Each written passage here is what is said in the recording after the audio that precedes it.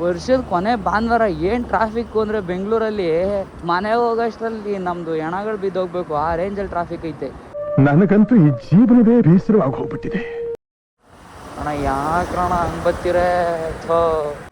ಮೊನ್ನೆ ಎಲ್ಲ ಬದುಕ್ಬಿಟ್ಟು ಬಂದಿದ್ದೀನಿ, ತಿರ್ಗಾ ಹಿಂಗೆ ಮಾಡ್ತೀರಲ್ಲ. ಹೊಟ್ಟೆ ಎಷ್ಟು ಉರ್ಸ್ತಾವ್ರೋ ಆ ಭಗವತ್ನ ನೋಡಿದ್ರೆ. ಆಟೋದಲ್ಲಿ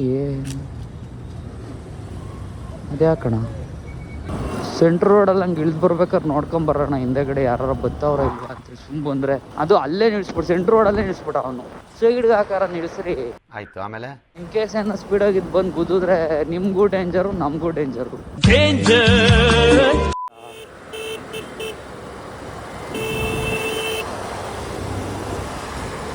ಎಲ್ಲಿ ಬರ್ತಾನೆ ನೋಡ್ರಿ ಅವನು.